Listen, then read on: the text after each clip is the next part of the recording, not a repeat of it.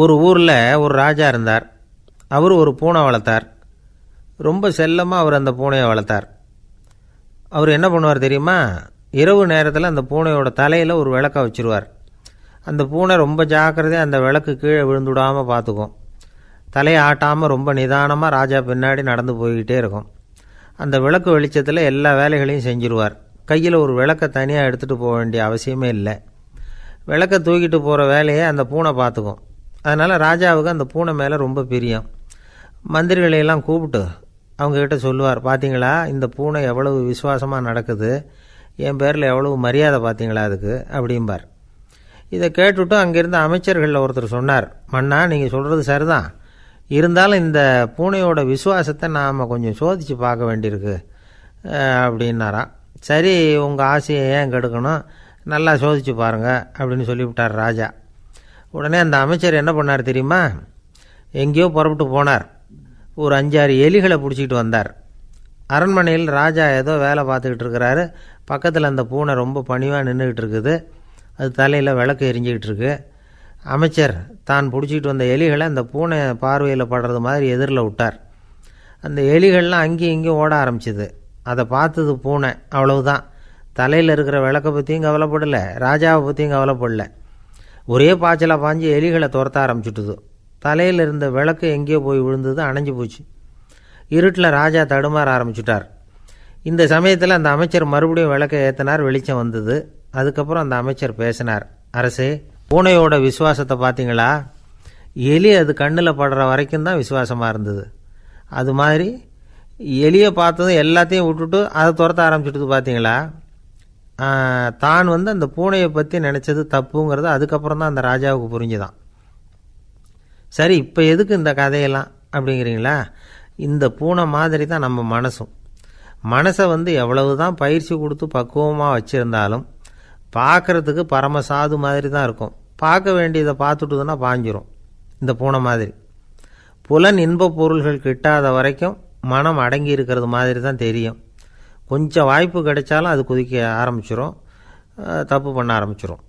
பெரிய பெரிய முனிவர்கள் வாழ்க்கையில் நடந்த வீழ்ச்சி இதை தான் நிரூபிக்குது. புலன்களின் ஆற்றல் அதிகம். அதனால் மனக்கட்டுப்பாடு பயிற்சிகளில் ரொம்ப எச்சரிக்கையாக இருக்கணுங்கிறார் சுவாமி சிவானந்தர். மது பழக்கத்தையே விட்டுவிட்டேன்னு உறுதியாக இருப்பான். கடை கண்ணில் பட்டுவிட்டதுன்னா கால் அவனை கேட்காமலே இழுத்துக்கிட்டு உள்ளே போயிடும். இதுதான் மனசுங்கிறது. அதுதான் அந்த ராஜா வளர்த்த பூனை. நம்மால் ஒருத்தன் அந்த ராஜா பூனை தலையில் விளக்க வச்சது மாதிரி இவன் தன்னுடைய தலையிலேயே ஒரு விளக்கை ஏற்றி வச்சுக்கிட்டு என்னத்தையோ தேட ஆரம்பித்தான். தேடிக்கிட்டு இருக்கிறான். தலையை ஆட்டாமல் நிதானமாக நடந்து ரொம்ப நேரமாக தேடிகிட்டு இருக்கிறான். அந்த சமயம் அங்கே வந்த ஒருத்தர், என்னத்தை தேடுறீங்கன்னு கேட்டார்.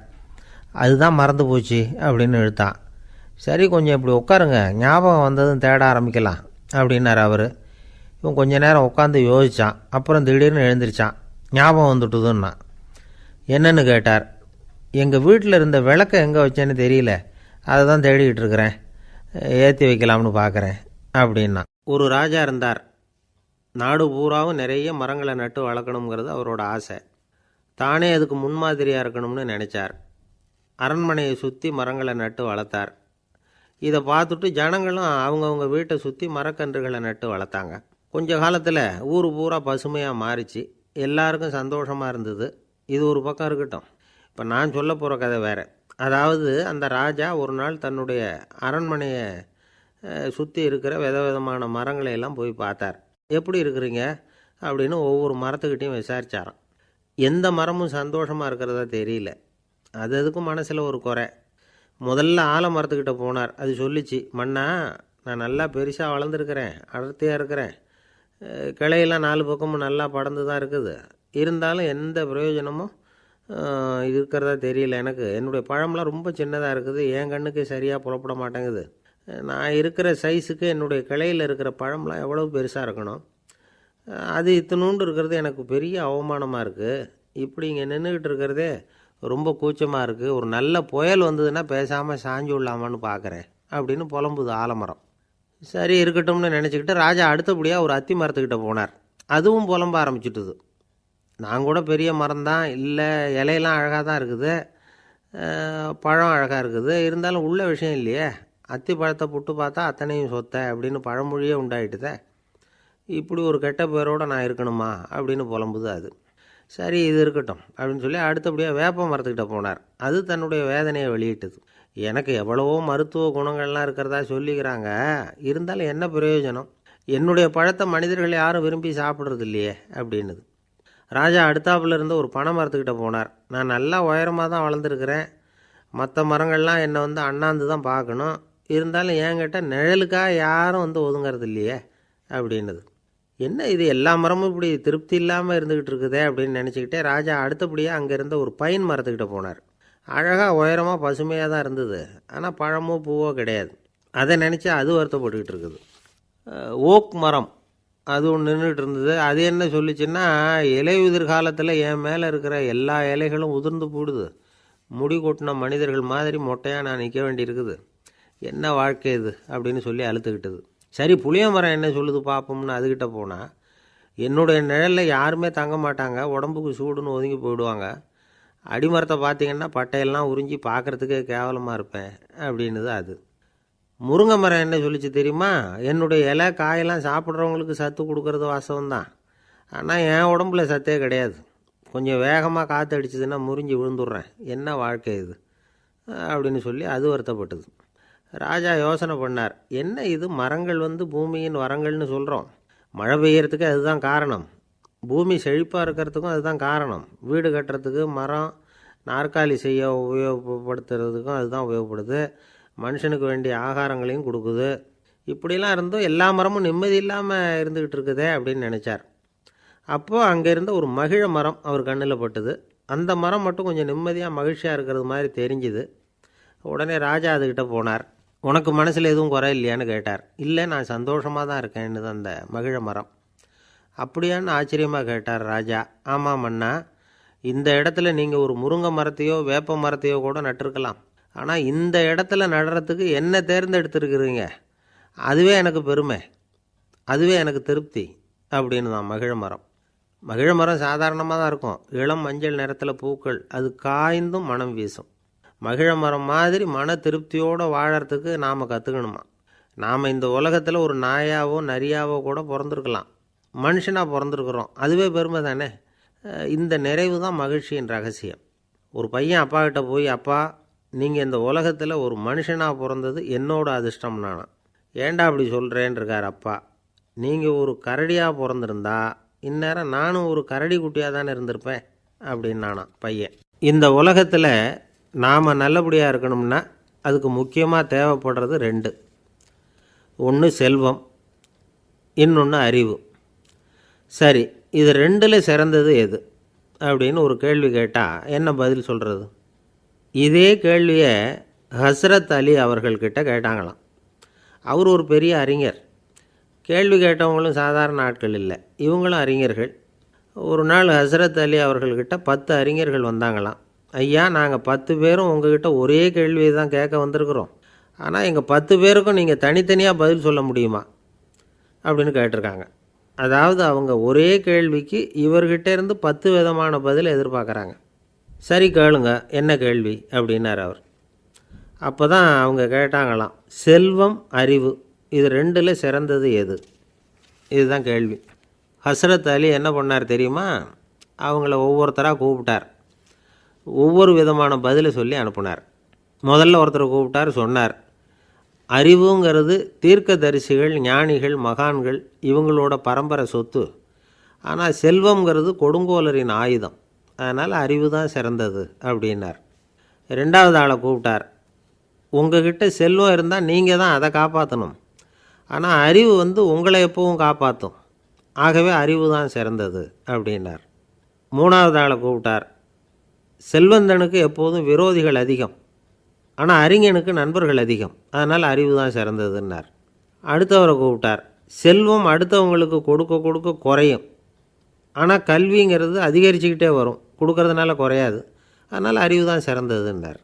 இன்னொருத்தரை கூப்பிட்டார், அறிவுள்ளவன் எப்பவும் அதை அடுத்தவங்களுக்கு வாரி வழங்கிக்கிட்டே இருப்பான், அதனால் அவங்ககிட்ட தாராளத்தன்மை இருக்கும், ஆனால் செல்வந்தன்கிட்ட கஞ்சத்தனம் தான் இருக்கும், அதனால் அறிவு தான் சிறந்ததுன்னார். ஆறாவது நபரை கூப்பிட்டார், செல்வத்தை கள்வர்கள் திருடிட்டு போக முடியும், ஆனால் அறிவை அப்படி திருடிட்டு போக முடியாது அப்படின்னார். 7வது நபரை கூப்பிட்டார். செல்வம் வந்து கால ஓட்டத்தில் அழிஞ்சிரும், ஆனால் அறிவை வந்து கால ஓட்டம் ஒன்றும் பண்ண முடியாது, ஆகவே அறிவே சிறந்ததுன்னார். 8வது ஆளை கூப்பிட்டு சொன்னார், செல்வத்துக்கு எப்பவும் எல்லை உண்டு, நிறை உண்டு, அளவு உண்டு, கணக்கு உண்டு, ஆனால் அறிவுக்கு அப்படிப்பட்ட எல்லை எதுவும் கிடையாது, அதனால் அதுதான் சிறந்ததுன்னார். அடுத்தவனை கூப்பிட்டார். செல்வம் வந்து உள்ளத்தில் உள்ள ஒளியை வந்து போக்கிவிடும், இருட்டை உண்டாக்கிவிடும், விரிந்த மனப்பான்மையை வந்து குறுகலாக்கிவிடும். ஆனால் அறிவு அப்படி இல்லை, இருண்ட உள்ளத்தில் ஒளியை பாய்ச்சி அதை விசாலப்படுத்துது, அதுதான் சிறந்ததுன்னார். கடைசியாக 10வது நபரை கூப்பிட்டார். செல்வம் வந்து மனசில் செருக்கை உண்டாக்குது, ஆணவத்தை ஏற்படுத்துது, அதனால் நானே கடவுள்னு நினைக்கிற அளவுக்கு மனுஷனை வந்து தாழ்த்தி விடுது, ஆனால் அறிவு வந்து பணிவையும் பண்பாட்டையும் வளர்க்குது, அதனால் அறிவு தான் சிறந்ததுன்னார். ஆக இப்படி 10 பேருக்கும் 10 விதமாக பதில் சொன்னது மூலமாக ஹஸ்ரத் அலி அவர்கள் அறிவு தான் செல்வத்தை விட சிறந்தது அப்படிங்கிறதுக்கு 10 காரணங்களை சுட்டி காட்டியிருக்கார். அந்த அறிஞர் 10 பேர் கேட்ட ஒரே கேள்விக்கு 10 பதில் சொன்னார். நமக்கு வேண்டிய ஒருத்தர் 10 பேர் கேட்ட கேள்விக்கு ஒரே பதில் சொல்லி சமாளித்தார். கேள்வி என்ன தெரியுமா? என்கிட்ட வாங்கின கடனை எப்போயா திருப்பி கொடுக்க போகிற? இதுதான் அந்த 10 பேரும் கேட்ட ஒரே கேள்வி. இந்த மாதம் 26ஆம் தேதி தந்துடுறேன் அப்படிங்கிற ஒரே பதில் சொல்லி அவ்வளவு பேரையும் இவர் அனுப்பி வச்சுட்டாராம். எல்லாரும் போனதுக்கப்புறம் இவரை தனியாக கூப்பிட்டு கேட்டிருக்கிறாங்க, அது என்ன சார் கணக்கு 26ஆம் தேதி, அன்னைக்கு என்ன அதிசயம் நடக்க போகுது அப்படின்னு கேட்டிருக்காங்க. அதிசயம் அன்னைக்கு இல்லை, அதுக்கு நாளே நடக்க போகுதுன்னாராம். விவரமாக சொல்லுங்கன்னு இருக்காங்க. வேறு ஒன்றும் இல்லைங்க, 26ஆம் தேதி தானே எல்லாரையும் வர சொல்லியிருக்கிறேன், அதுக்கு நாளே நான் புறப்பட்டு தலைமறைவாயிட போகிறேன் அப்படின்னாராம் ரொம்ப பெருமையாக. துருக்மேனியாவில் அஷ்காபாத் அப்படின்னு ஒரு நகரத்தில் ஒரு புவியியல் விஞ்ஞானி இருந்தார். அவர் ஒரு நாய்க்குட்டி வளர்த்தார். ஒரு நாள் முன்னிரவு நேரம் ஒரு மேஜைக்கு முன்னாடி உட்காந்து அந்த விஞ்ஞானி ஏதோ கணக்கு போட்டுக்கிட்டு இருக்கிறார். அவருக்கு ஒரு சின்ன பெண் குழந்தை, அது தொட்டிலில் தூங்கிட்டு இருக்குது. அந்த நாய்க்குட்டியும் ஒரு மூலையில் படுத்து அது பாட்டுக்கு தூங்கிட்டு இருந்தது. ஒரே அமைதி. அந்த நேரத்தில் திடீர்னு அந்த நாய்க்குட்டி துள்ளி எழுந்திரிச்சிது, நேராக குழந்தைகிட்ட ஓடிச்சு. அந்த குழந்தைய அது போட்டிருந்த ட்ரெஸ்ஸோடு சேர்த்து கவ்வி தூக்குச்சு, தூக்கிக்கிட்டு வாசல் பக்கம் ஓடிச்சு. நாய்க்குட்டி குழந்தைய கவ்வி தூக்க முடியுமாங்கிற சந்தேகம் உங்களுக்கு இல்லையா? நீங்கள் வந்து நம்ம ஊர் நாய்க்குட்டியவே பார்த்து பழக்கப்பட்டிருக்கீங்க, அதனால் நம்புறதுக்கு சிரமமாக இருக்கும். அந்த ஊர்லெலாம் அது வந்து ரொம்ப ஸ்ட்ராங்காக இருக்கும், ஒரு ஏதோ கண்ணுக்குட்டி மாதிரி இருக்கும். விஞ்ஞானி அதை பார்த்துட்டார். உடனே அந்த நாய்க்கு வந்து வெறி பிடிச்சிட்டுதுன்னு முடிவு பண்ணிவிட்டு தன்னோட கை துப்பாக்கியை எடுத்துக்கிட்டு ஓடி வந்தார். அவர் வெளியில் வந்து நாய்க்குட்டி எங்கே அப்படின்னு பார்த்து தேடுறார். அந்த நேரத்தில் அந்த வீடு வந்து இடிஞ்சு விழுது. காரணம் பூமி அதிர்ச்சி. இப்படி பூமி அதிர்ச்சி உண்டாக போகுதுங்கிறது அந்த நாய்க்குட்டிக்கு முன்னாடியே தெரிஞ்சு போச்சு. அதுதான் குழந்தைய தூக்கிட்டு வெளியில் ஓடி வந்திருக்குது. அது மூலமாக அந்த குடும்பத்தையே காப்பாற்றிருக்குது அந்த நாய்க்குட்டி. இந்த சம்பவம் நடக்கிறதுக்கு 3 நாளைக்கு முன்னாடியே சில பிராணிகளுக்கு இப்படி நடக்க போகுதுங்கிறது தெரிஞ்சிருக்குதான். ஆமாம், அந்த நகரத்தில் 3 நாளைக்கு முன்னாடியே பாம்பு, பல்லி இதெல்லாம் அது தங்கியிருந்த வலையை விட்டு வெளியில் ஓடி வந்துட்டுது. அதே மாதிரி அங்கே இருந்த புறாவெல்லாம் பறந்து போயிடுச்சான். இதே மாதிரி யுகோஸ்லோவியாவில் கூட ஒரு நகரம், அங்கே ஒரு நாள் ராத்திரி ஒரு மிருக காட்சி சாலையில் திடீர்னு ஒரு பெரிய கலவரம், கூச்சல், குழப்பம். அங்கே இருந்த கழுதை, புலி, யானை, பறவை எல்லாம் கண்ணாபின்னான்னு கத்த ஆரம்பிச்சுட்டுது. நீர் யானை அதுக்குன்னு போடப்பட்டிருந்த தடுப்பையே தாண்டி குதித்து வெளியில் வந்துட்டு தான். மறுநாள் தான் எல்லாருக்கும் விஷயம் புரிஞ்சுது. அடுத்த நாள் காலையில் அங்கே பூமி அதிர்ச்சி உண்டாயிட்டுது. இப்போ பாருங்கள், அதாவது மனுஷனை போய் தீர்க்கதரிசி அது இதுன்னு சொல்லிகிட்டு இருக்கிறோம், இவனை விட அது பரவாயில்லைன்னு தோணுது. அதாவது மிருகங்கள் ஒன்று நடக்க போகுதுங்கிறத முன்னாடியே புரிஞ்சுக்குதே. சரி, இதெல்லாம் எப்படி அது முன்கூட்டி புரிஞ்சுக்குது? அதுதான் படைப்பு ரகசியம். அதை கண்டுபிடிக்கிறதுக்கு தான் மனுஷன் வந்து ஆராய்ச்சி பண்ணிகிட்டு இருக்கிறான். விஞ்ஞானிகளோட ஆராய்ச்சியெல்லாம் ஒரு பக்கம் இருக்கட்டும், வீட்டுக்குள்ளேயே சில ஆராய்ச்சி பண்ணி பாருங்களேன். இப்போ சில யோசனை சொல்லி அதை சோதனை பண்ணி பாருங்க அப்படின்னு ஒருத்தர் சொன்னாராம். அதாவது இப்போ மழை வருமா வராதா அப்படின்னு தெரிஞ்சுக்கணுமா, உடனே ஒரு பூனைக்குட்டி பின்னாடியே மெதுவாக போய் அது என்ன செய்யுதுன்னு கவனித்து பார்க்கணும். பூனைக்குட்டி தன்னோட பாதத்தினால சுகத்தில் வந்து அப்படி கீறிக்கிட்டு இருக்கும். அப்படி கீறினா கண்டிப்பாக மழை வரும். சில சமயம் பூனைக்குட்டி அப்படி மல்லாந்து படுத்துக்கிட்டு பாதத்தை உயர தூக்கும், அப்படியும் எப்படியும் புரளும். இப்படி செஞ்சதுன்னா அன்னைக்கும் மழை இருக்காது. அதனால் முன்னாடி இருந்தது மழை வர்றதுக்கு அறிகுறி, இது மழை இல்லைங்கிறதுக்கு அறிகுறி. பறவைகள், பிராணிகள் இதுகளோட நடவடிக்கைகளை பார்த்துட்டு அதையெல்லாம் அடிப்படையாக வச்சு தான் காலநிலையை கண்டுபிடிக்கிற கருவிகளை கண்டுபிடிச்சிருக்கிறாங்க. வாத்து இருக்குல்ல, சில சமயம் தன்னோட அழகை தன்னோட இறகுகளில் அப்படியே புதைச்சிக்கும். அப்படி செஞ்சால் குளிர்காலம் வரப்போகுதுன்னு அர்த்தம். பருவநிலை குளிராக மாறப்போகுதுங்கிறதுக்கு இதுதான் அறிகுறி. சிட்டுக்குருவி இருக்குதுல்ல, அதெல்லாம் புழுதியில் உழுந்து புரளும், சிறகுகளை வந்து படபடன்னு அடிச்சுக்கும். அப்படி செஞ்சால் மழை வரப்போகுதுன்னு அர்த்தம். ஒன்று மட்டும் நாம் நல்லா தெரிஞ்சுக்கணும், இயற்கையின் சீற்றம்னு சொல்கிறோம் இல்லையா, இயற்கை ஏன் நம்ம மேலே கோவப்படுது? இயற்கையை நாம் அனுசரித்து போகிறதில்ல, அதனால் கோவப்படுது.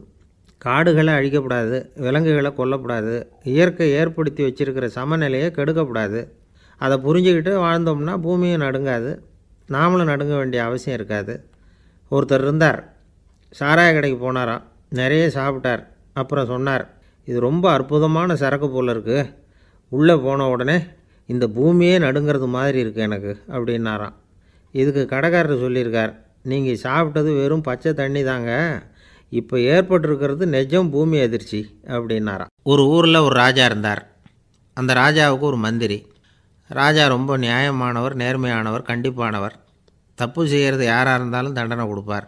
வேண்டியவங்களுக்கு ஒரு நியாயம், வேண்டாதவங்களுக்கு ஒரு நியாயங்கிறதெல்லாம் அவர்கிட்ட கிடையாது. ஒரு சமயம் அரசவையில் அந்த அமைச்சரே வந்து விதிமுறைகளுக்கு புறம்பாக ஏதோ நடந்துக்கிட்டு இருக்கார். மன்னருக்கு கோபம் வந்துட்டுது. உடனே அந்த அமைச்சரை கிட்டத்தில் கூப்பிட்டு அவர் கன்னத்தில் ஓங்கி ஒரு அறை கொடுத்துட்டாராம். உடனே அந்த அமைச்சர் என்ன பண்ணார் தெரியுமா, நேராக போனார், அங்கே நின்றுக்கிட்டு இருந்த இன்னொருத்தர் கன்னத்தில் ஓங்கி அரைஞ்சார். அறை வாங்கினவர் திகைச்சு போயிட்டார். இவர் ஏன் நம்மளை வந்து அரைகிறார் அப்படின்னு யோசனை பண்ணார். மன்னரும் திகைச்சு போயிட்டார். நாம் இவரை அரைஞ்சால் அதுக்காக இவர் போய் இன்னொருத்தரை அரையணுமா அப்படின்னு யோசனை பண்ணார். இவருக்கு என்ன பைத்தியமானு கூட நினைக்க ஆரம்பிச்சிட்டார். ஆனால் என்ன ஆச்சுன்னா, அப்புறம் அமைச்சர் அவர் கவனிச்சிக்கிட்டு இருந்தாரா, அவர் இன்னொருத்தரை அரைஞ்சார் இல்லையா, அந்த அறை வாங்கின ஆசாமியை பார்த்து கத்திக்கிட்டு இருந்தார். யார்? அமைச்சர். ஏன்பா என்கிட்ட அறையை வாங்கிக்கிட்டு இப்படி விவரம் இல்லாமல் நின்றுக்கிட்டு இருக்கிறியே, நான் உனக்கு கொடுத்ததை நீ வேறு யாருக்கிட்டையாவது கொடுத்துரு அப்படின்னார். உடனே அந்த ஆள் பார்த்தான், தனக்கு அடுத்தபடியாக நின்றுக்கிட்டு இருந்தவனை ஓங்கி ஒரு அறை அரைஞ்சான். அவன் கன்னத்தை தடவிட்டே யோசனை பண்ணான். இது ஏதோ புரிஞ்சுக்கிட்ட மாதிரி அடுத்தாப்பில் நின்றுக்கிட்டு இருந்தவனை அரைஞ்சான். இப்படி இந்த அறை வந்து மாறி மாறி போய்கிட்டே இருக்குது. ஊர் பூரா பிரயாணம் பண்ண ஆரம்பிச்சுட்டுது. அன்றைக்கி ராத்திரி அந்த ராஜா படுக்கிறதுக்காக போனார். அந்த நேரம் பார்த்து அவர் கன்னத்தில் பலார்னு ஒரு அறை விழுந்தது. நம்மளே அரையிறது யார் அப்படின்னு அதிர்ச்சியோட மன்னர் திரும்பி பார்க்குறாரு. அரைஞ்சது அவரோட மனைவி. என்னாச்சு உனக்குன்னு கத்துனார் ராஜா. உங்களுக்கு தெரியாதா, ஊர் பூரா ஒருத்தர் மாற்றி ஒருத்தர் மூலமாக இந்த அறை வந்து பிரயாணம் பண்ணிட்டு வருது அப்படின்னாங்க அந்த அம்மா. அப்படின்னா ஆரம்பித்த இடத்துக்கே வந்துட்டுதா அப்படின்னாராம் மன்னர். என்ன சொல்கிறீங்கன்னு கேட்டிருக்காங்க. இவர் விவரத்தை சொன்னாராம். அப்படின்னா நீங்கள் ஆரம்பித்து வச்ச இந்த விளையாட்டை நான் முடிச்சு வச்சுட்டேன் அப்படின்னாங்களாம் அந்த அம்மா. மறுநாள் காலை மறுபடியும் அரசவை கூடிச்சு. அந்த அமைச்சர் மன்னரை பார்த்து கேட்டார், என்ன மகாராஜா, என்கிட்ட கொடுத்ததை திருப்பி வாங்கிட்டீங்களா அப்படின்னாராம். இப்படி நடக்கும்னு நான் எதிர்பார்க்கவே இல்லைன்னார் மன்னர். ஆனால் நான் எதிர்பார்த்தேன். அது எங்கே போயிட போகுது, ஊர் பூரா சுற்றி கடைசியில் உங்ககிட்ட தான் வந்து சேரும் அப்படிங்கிறது எனக்கு தெரியும் அப்படின்னாராம் அமைச்சர். இந்த கதை வந்து வேடிக்கையாக இருந்தால் கூட இதில் உள்ள கருத்து முக்கியமானது. இந்த உலகத்தில் பல கருத்துக்கள் இப்படி தான் மாறி மாறி சுற்றி வந்துக்கிட்டே இருக்குது. நம்மால் ஒருத்தன் தன்னுடைய நண்பன் ஒருத்தனை கடத்தெருவில் பார்த்தான். உடனே ஓடி போய் பலார்னு ஒரு அறை கொடுத்தானா. அவன் கன்னத்தை தடவிட்டு ஏன்டா என்ன அரைஞ்சேன்னு கேட்டிருக்கான். நீ ஏன்டா என்னை முட்டாள்னு என் மனைவிட்ட போய் சொன்னேன் அப்படின்ட்டுருக்கான் அவன். உன்னை ஒரு முட்டாள்னு சொன்னதுக்காகவா நீ என்ன அரைஞ்ச அப்படின்னு கேட்டிருக்கான் இவன். டேய், நான் அதுக்காக அறையலப்பா, அது ஒரு பெரிய ரகசியம் நான் முட்டாளுங்கிறது. அந்த ரகசியத்தை நீ வந்து ஏன் எங்கள் வீட்டில் போய் சொன்னேன், அதுக்காக தான் அரைஞ்சேன் அப்படின்னு நான் அவன். பக்தின்னு சொல்கிறோம் இல்லையா, அது வந்து 3 வகைப்படும் அப்படிங்கிறார் ஒரு பெரியவர். அது என்ன 3 வகைன்னா, தெய்வ பக்தி, அடியார்கள் பக்தி, குரு பக்தி. அடியார் பக்தியை விட தெய்வ பக்தியை விட குரு பக்தி தான் ரொம்பவும் சிறந்ததுங்கிறார் அவர். தெய்வத்துக்கிட்ட செஞ்ச பாவம் குருநாதர்கிட்ட தீர்ந்துருமா, குருநாதர்கிட்ட செஞ்ச பாவம் தெய்வத்துக்கிட்ட போனாலும் தீராதான். இப்படி பெரியவங்கள்லாம் சொல்லி வச்சுருக்கிறாங்க. ஒரு காடு, அங்கே அயோத தௌமியர் அப்படின்னு ஒரு தபோதனர். அவர் பல மாணவர்களை ஒன்றா சேர்த்து ஒரு குருகுலம் நடத்திக்கிட்டு இருக்கிறார். பல தரப்பட்டவங்க பல திறப்பட்டவங்க மாணவர்கள் அதில் சேர்ந்து படிச்சுக்கிட்டு இருக்கிறாங்க. பாஞ்சால ராஜகுமாரன் ஒருத்தனும் அந்த குருகுலத்தில் சேர்ந்து படிச்சுக்கிட்டு இருக்கிறான். அவன் பேர் ஆருணி. பெரிய இடத்து புள்ள, இருந்தாலும் படுப்பில் ரொம்ப கெட்டிக்காரனாக இருந்தான். அவன் தான் அங்கே முதல் மாணவன். ஒரு நாள் குருநாதர் அந்த அரசகுமாரனை கூப்பிட்டார். நம்ம குருகுலத்துக்கு சொந்தமான வயலில் தண்ணீர் பெருகி வெள்ளம் வந்து பயிரை வந்து அழிக்குதான், அதனால் நீ போய் மடையை அடைச்சிட்டு வந்துரு அப்படின்னார். அந்த அரசகுமாரன் உடனே புறப்பட்டான். குருநாதர் சொல்லிட்டார்ல, உடனே புறப்பட்டான். நான் பெரிய இடத்து பிள்ளையாச்சே, ராஜகுமாரனாச்சே, ரொம்ப செல்வாக்கூட வளர்ந்தவனாச்சே, நான் போய் வயலில் இறங்கி வேலை செய்கிறதா அப்படின்னுலாம் அவன் நினைக்கல. குருநாதர் கட்டளையை நிறைவேற்ற வேண்டியது நம்ம கடமை அப்படின்னு நினச்சான். உடனே ஒரு மண்வெட்டியை தூக்கி தோளில் வச்சுக்கிட்டு புறப்பட்டு போயிட்டான். வயலுக்கு போனான். பார்த்தான், தண்ணி கரையை உடச்சிக்கிட்டு வயலுக்குள்ளே ஏகமாக பாஞ்சிக்கிட்டு இருக்குது. இவன் மண்வெட்டியால் களிமண்ணை புல்லோடு சேர்த்து புல் பற்ற மாதிரி வெட்டி வெட்டி போட்டான். இருந்தாலும் மடையை அடைக்க முடியல. தண்ணி அதை மீறி வந்துக்கிட்டே இருக்குது. தண்ணி வேகமாக வயலுக்குள்ளே போய்கிட்டே இருக்குது. போடுற பத்தையெல்லாம் கரைஞ்சி கரைஞ்சி போயிட்டுருக்கு. இருந்தாலும் இவன் தன்னுடைய முயற்சியை கைவிடலை. வெட்டி வெட்டி போட்டுக்கிட்டே இருக்கிறான். காலையில் அங்கே போனவன் சாயந்தரம் வரைக்கும் இப்படி செஞ்சுக்கிட்டு இருக்கிறான். உடம்பும் மனசும் ரொம்பவும் சோர்ந்து போச்சு. இருந்தாலும் குருநாதர் இட்ட கட்டளையை நிறைவேற்றாமல் இருக்கிறோமேங்கிற ஒரு குறை அவனுக்கு இருக்குது. குரு கட்டளையை நிறைவேற்றாத நான் இன்னமும் இருக்கணுமா அப்படின்னு யோசனை பண்ண ஆரம்பிச்சிட்டான். என்ன செய்யலாம்னு பார்த்தான். நம்ம குருநாதர் இட்ட பணிக்காக இந்த உடம்பையே தியாகம் பண்ணலாம் அப்படின்னு முடிவு பண்ணான். தண்ணி பாயுதில் அதுக்கு குறுக்க விழுந்து அப்படியே மடையை அடைச்சிக்கிட்டு அப்படியே படுத்துட்டான். இது மற்றவங்களுக்கு தெரியாது. அன்னைக்கு ராத்திரி ஒரு விளக்கு முன்னாடி உட்காந்து குருநாதர் பிள்ளைங்களுக்கு பாடம் சொல்லி கொடுத்துக்கிட்டு இருக்கிறார். முதல் வரிசையில் இருக்கக்கூடிய ராஜகுமாரனை காணலை.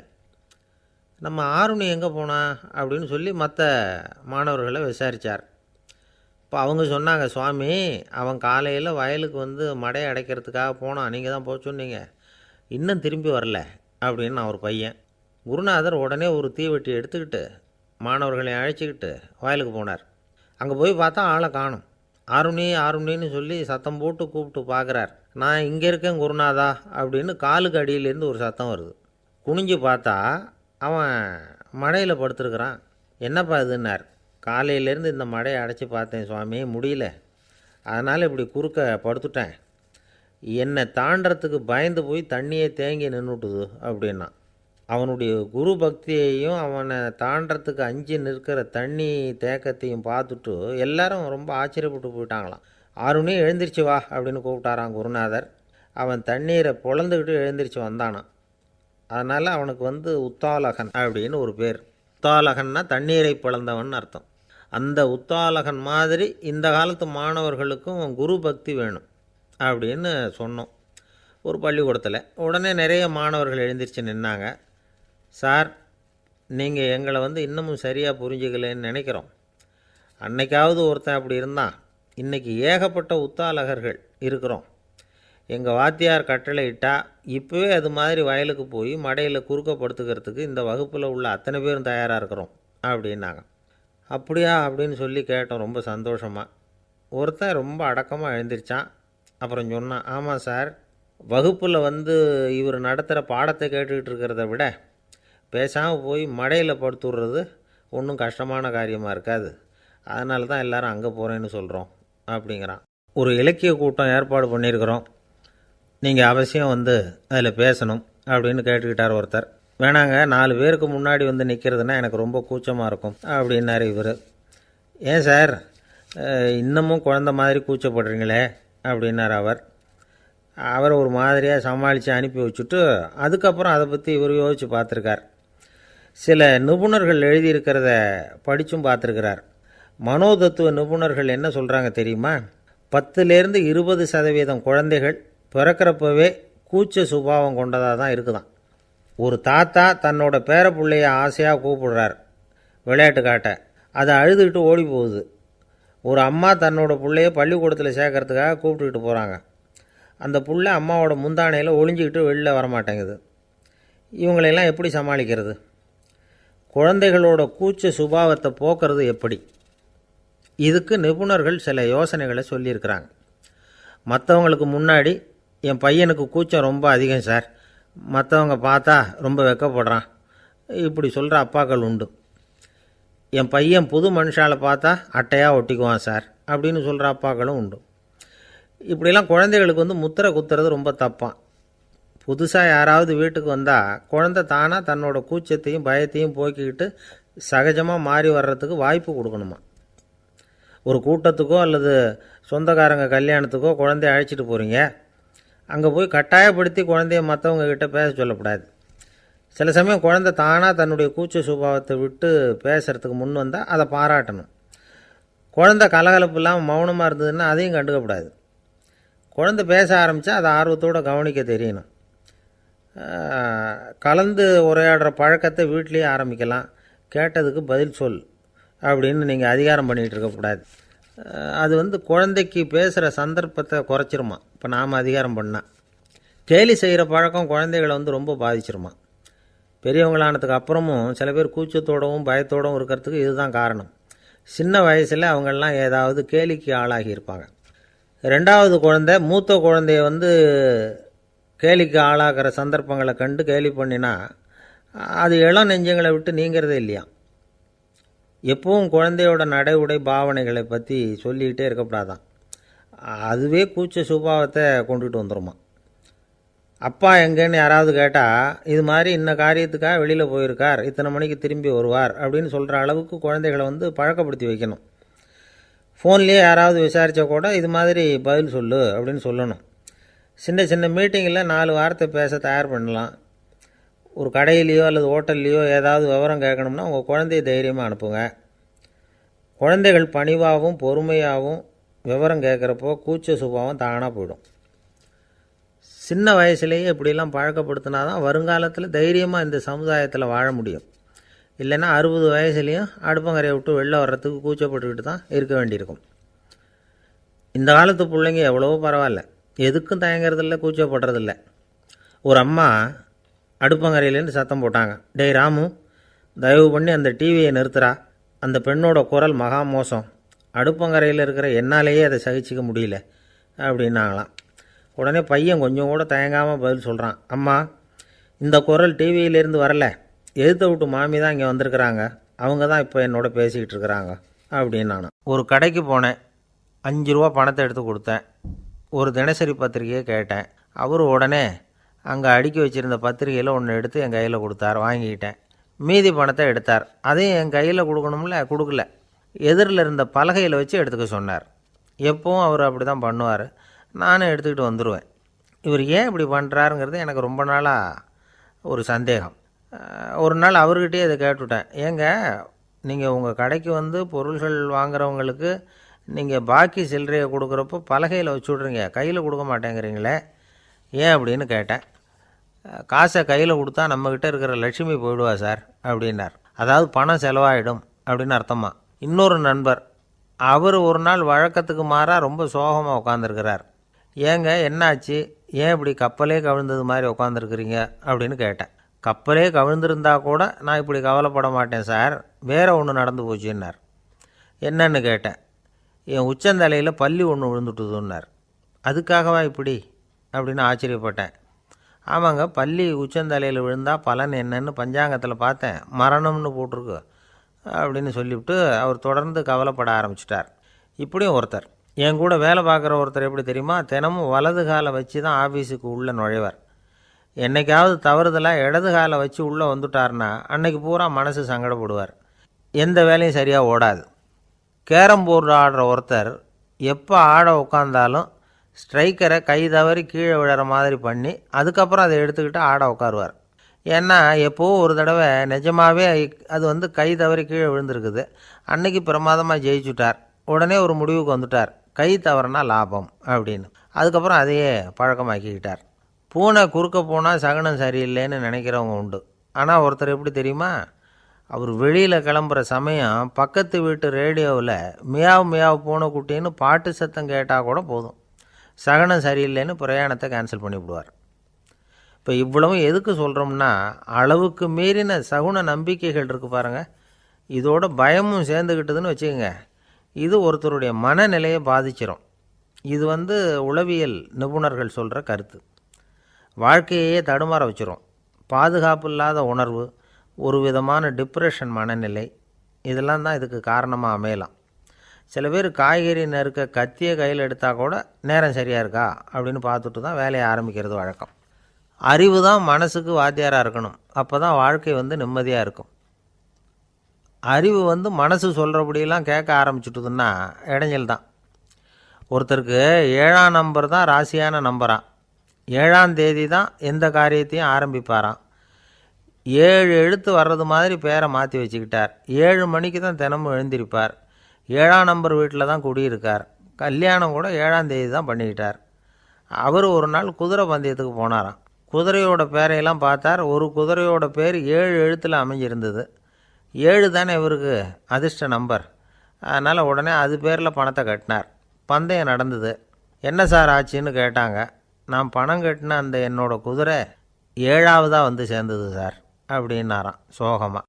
ஒரு விவசாயி விதைக்கிறதுக்காக வயல்வெளி பக்கம் போகிறார். விதைகளை அள்ளி வீசினார். அப்போ என்ன ஆச்சுன்னா, சில விதைகள் வந்து பாதை ஓரத்தில் விழுந்தது. சில விதைகள் முள் செடிகள் மண்டி இருந்த புதருக்கு இடையில் விழுந்தது. சில விதைகள் நல்ல நிலத்தில் விழுந்தது. பாதை ஓரத்தில் விழுந்த விதை என்ன ஆச்சுன்னா, அதெல்லாம் பறவைகள் கண்ணில் போட்டுவிட்டுது. உடனே வந்து உட்காந்து கொத்தி தின்னுட்டு போட்டுது. அதிகமாக மண் இல்லாத பாறை பகுதியில் விழுந்த விதையெல்லாம் லேசாக வேர் விட்டு முளைக்க ஆரம்பிச்சிது. அதுக்கப்புறம் வேர் கீழேயும் ஆழமாக போக முடியல. மேலேயும் சூரிய வெப்பம் அதிகம் தாங்க முடியல. எல்லாம் காஞ்சி கருகி போட்டுது.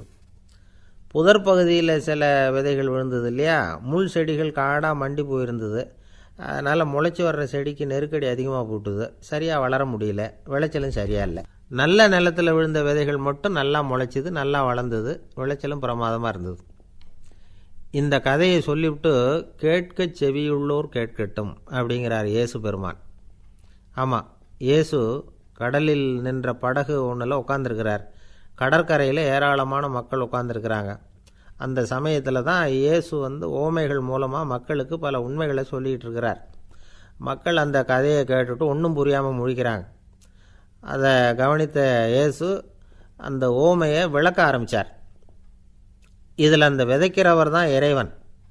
அவருடைய வார்த்தைகளை விதைக்கிறார். அந்த வார்த்தைகளை கேட்கிற மக்கள் அந்த விழுந்த விதைகள் மாதிரி 4 வகையானவர்கள். சில பேர் பாதை ஓரத்தில் விழுந்த விதைகள் மாதிரி. இறைவன் வார்த்தைகளை அவங்க கேட்குறாங்க. ஆனால் தீய எண்ணங்கள் செய்கைகள் மூலமாக விதைக்கப்பட்ட வார்த்தைகள் அழிஞ்சு போடுது. இறைவன் வார்த்தைகளை கேட்ட உடனே மகிழ்ந்து போய் உடனே சில பேர் அதை ஏற்றுக்கிறாங்க. இவங்கெல்லாம் அந்த பாறை பகுதியில் விழுந்த விதைகள் மாதிரி. அதனால் இவங்கெல்லாம் வேறு இல்லாதவங்க. கொஞ்ச காலத்துக்கு இறை வார்த்தைகளுக்கு கீழ்ப்படிந்து நடப்பாங்க. அதனால் ஏதாவது இடைஞ்சல் ஏற்பட்டால் உடனே தடுமாறுவாங்க. தங்கள்கிட்ட இருக்கிற நல்ல பண்புகளை விட்டுட்டு பாவ வழிகளுக்கு போயிடுவாங்க. முள் செடிகளுக்கு இடையில் விழுந்த விதைகள் மாதிரி உள்ளவங்க யாருன்னா, இவங்களுக்கு உலக கவலை உண்டு. செல்வத்தின் மீது மயக்கம் உடையவர்கள். உலக ஆசைகள் இவங்களுக்குள்ளே பூந்துடுறதுனால அங்கே இருக்கிற நல்ல பண்புகள் வந்து மறைஞ்சு போயிடுது. அதனால் அவங்களும் உபயோகம் இல்லாதவங்களாக ஆயிடுறாங்க. நல்ல மனிதர்கள் நல்ல நிலத்தில் விழுந்த விதைகளுக்கு ஒப்பானவர்கள். இவங்க வந்து இறை வார்த்தையை கேட்குறாங்க, அதை ஏற்றுக்கிறாங்க. அவங்களும் நல்லபடியாக வாழுறாங்க, அடுத்தவங்களுக்கும் உபயோகமாக இருப்பாங்க. இதுதான் இயேசு சொன்ன விளக்கம். நல்ல வார்த்தைகளை கேளுங்கள், நல்ல வார்த்தைகளை ஏற்றுக்கொள்ளுங்கள், அடுத்தவங்களுக்கு உபயோகமாக இருங்க. இதுதான் பெரியவங்கள்லாம் நமக்கு சொல்லுகிற உபதேசம். ஒரு அப்பா தன்னுடைய மகனுக்கு உபதேசம் பண்ணார். இதை பாருப்பா, நல்ல வார்த்தைகளை கேட்கணும், எப்போதுமே மகன் வந்து அப்பா பேச்சை கேட்குறது நல்லது அப்படின்னாராம். நீ ஏதாவது ஒரு தப்பு பண்ணால் என் தலையில் ஒரு முடி நரைச்சி வெள்ளையாக போடும்பா. நீ செய்கிற ஒவ்வொரு தப்புக்கும் என் தலையில் ஒவ்வொரு முடி வெள்ளையாயிடும் அப்படின்னாராம். பையன் யோசித்தான், அப்பா இப்போ தான் எனக்கு புரியுது, தாத்தாவோட தலைமுடி பூராவும் வெள்ளையாக இருக்கிறதுக்கு என்ன காரணங்கிறது எனக்கு இப்போ தான் புரியுது அப்படின்னானா. ஜவஹர்லால் நேரு பிரதமராக இருந்த சமயம் அவர் ஒரு தடவை சென்னைக்கு வந்திருக்கிறார். இங்கே சில முக்கிய நிகழ்ச்சிகளில் கலந்துக்கிறதுக்காக வந்திருந்தார். ஆளுநர் மாளிகையில் ஒரு நாள் ராத்திரி தங்கி மறுநாள் புதுடெல்லி புறப்படுறதாக ஏற்பாடு. நிகழ்ச்சியிலெல்லாம் முடிச்சுக்கிட்டு ஆளுநர் மாளிகையில் தங்கியிருக்கிறார். அன்றைக்கு இரவு படிக்கிறதுக்கு ஒரு முக்கியமான புத்தகம் அவருக்கு தேவைப்பட்டது. அந்த சமயத்தில் உலக அளவில் ஒரு முக்கியமான பொருளாதாரம் சம்பந்தமான ஒரு புத்தகம் வெளியாகி இருக்கிற விஷயம் அவருக்கு தெரியும். அந்த புத்தகம் மெட்ராஸுக்கு வந்திருக்குமா, அது இங்கே கிடைக்குமா அப்படின்னு விசாரிச்சிருக்கிறார் நேருஜி. அவர் இப்படி கேட்ட உடனே அங்கே இருந்தவங்கள்லாம் ரொம்ப பரபரப்பாக செயல்பட ஆரம்பிச்சுட்டாங்க. முக்கியமான இடங்கள்ல எல்லாம் விசாரிச்சிருக்கிறாங்க, அந்த புத்தகம் உங்கள்கிட்ட இருக்கான்னு. சென்னையில் உள்ள கன்னிமாரா நூல் நிலையத்துக்கு எப்படியும் அந்த புத்தகம் வந்திருக்கணும் அப்படின்னு ஒரு நம்பிக்கை. அங்கே விசாரித்தாங்க. அந்த புத்தகம் 2 நாளைக்கு முன்னாடி தான் அங்கே வந்திருக்குது அப்படிங்கிற விஷயம் தெரிஞ்சுது. உடனே எல்லோரும் அங்கே ஓடினாங்க. அவங்களுக்கு இன்னொரு சந்தேகம், புத்தகம் வந்திருக்கு சரி, அது இந்த சமயத்தில் வேறு யாரும் படிக்கிறதுக்கு எடுத்துகிட்டு போயிருக்கக்கூடாதே அப்படிங்கிற சந்தேகம் இருந்தாலும் மனசுக்குள்ளே ஒரு தைரியம், இப்படி ஒரு புத்தகம் வெளிவந்திருக்கிற விஷயமே நேருஜி சொல்லி தான் நமக்கே தெரியும். அதுவும் இல்லாமல் உலக பொருளாதாரம் சம்பந்தமான ஏதோ ஒரு புத்தகம் அது. அதை போய் இந்த நேரத்தில் அவ்வளவு ஆர்வமாக யார் எடுத்துகிட்டு போயிட போகிறாங்க அப்படிங்கிற தைரியம். இந்த தைரியத்தோடு அந்த நூல் நிலையத்துக்கு ஓடினாங்க. புத்தகத்தை தேடினா அது கிடைக்கல. யாரோ எடுத்துகிட்டு போயிருக்கிறாங்க. நேருவுக்கு மட்டுமே தெரிஞ்சிருந்த அந்த புத்தகம் பற்றின விஷயம் சென்னையில் வேற ஒருத்தருக்கும் தெரிஞ்சிருக்குது. உடனே எல்லாரும் பரபரப்பாக அந்த அதுக்குன்னு இருக்கிற ரிஜிஸ்டர் இருக்குல்ல, பதிவேடு, அதை புரட்டி பார்க்குறாங்க யார் எடுத்துகிட்டு போகிறாங்கன்னு தெரிஞ்சுக்கிறதுக்காக. எடுத்துகிட்டு போனவங்க அதில் கையெழுத்து போட்டிருப்பாங்கல்ல, அதை பார்த்து யாருன்னு தெரிஞ்சுக்கலாம் அப்படிங்கிறதுக்காக தான் அதை புரட்டுறாங்க. அதோ அந்த புத்தகத்தோட பேர் பக்கத்தில் அதை எடுத்துக்கிட்டு போனவங்க கையெழுத்து உத்து பார்க்குறாங்க எல்லாரும். அதில் போட்டிருக்குது பேர் CN அண்ணாதுரை அப்படின்னு எழுதியிருந்தது. அவர் தான் பேரறிஞர் அண்ணா. நேரு படிக்க விரும்பின ஒரு புத்தகத்தை அதே நேரம் படிக்க விரும்பின இன்னொரு தலைவர் இவர். படிக்கிறதுல அவருக்கு இருந்த ஆர்வத்தை நாம் தெரிஞ்சுக்கணும்னா அதுக்கு எவ்வளவோ சம்பவங்கள் இருக்குது. கடைசி காலத்தில் அவர் அடையாறு மருத்துவமனையில் படுத்திருக்கிறார். அவருக்கு ஒரு முக்கியமான அறுவை சிகிச்சை செய்ய வேண்டியிருக்குது அவசரமாக. அமெரிக்காவிலேருந்து டாக்டர் மில்லர் வந்திருக்கிறார்.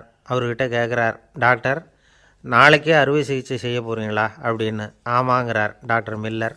நாளைக்கு மறுநாள் செஞ்சுக்கிறேனே அப்படின்னாரான் அண்ணா. ஏன் ஏதாவது நாள் பார்க்குறீங்களான்னு கேட்டிருக்கார். இல்லை, ஒரு புத்தகத்தை படிச்சுக்கிட்டு இருக்கிறேன், அதை நாளைக்குள்ளே முடிச்சிருவேன், அதுக்கப்புறம் நான் இறந்தாலும் கவலை இல்லை அப்படின்னாரான் இவர். அவர் தான் அறிஞர் அண்ணா. சங்ககால நூல்கள்லேருந்து சமீபத்தில் வந்த நூல்கள் வரைக்கும் எல்லாம் அவர் படிச்சிருக்கிறார். ஒரு திருமண விழாவில் அவர் பேசும்பொழுது சொன்ன விஷயம் இது. சங்க காலத்தில் காதலியை மணக்க விரும்புகிறவனுக்கு அவனுடைய தந்தை வீர சோதனைகள்லாம் வைப்பார். போய் புலிப்பல் கொண்டுக்கிட்டு வா, அப்போ தான் என் பொண்ணை கொடுப்பேன் அப்படின்னு சொல்லுவார். காதலன் உடனே காட்டுக்கு போவான், ஒரு புலியை கொன்று அதனுடைய பல்லை கொண்டுக்கிட்டு வருவான். அதை வீர பதக்கத்தில் பதித்து அவனுக்கு மாமனார் சூட்டுவார் கல்யாண சமயத்தில். இப்போலாம் காதலன் கிட்ட அப்படி சொல்ல முடியாது. இப்போலாம் காதலன்கிட்ட காட்டுக்கு போய் புலிப்பல் கொண்டுக்கிட்டு வான்னு யாராவது சொன்னால் புலி தான் மாப்பிள்ளையாக வந்து சேரும் அப்படின்னார். வாழ்க்கையில் சில சந்தர்ப்பங்களில் நாம் சில அவமானங்களை சந்தித்தே தீர வேண்டியிருக்கு.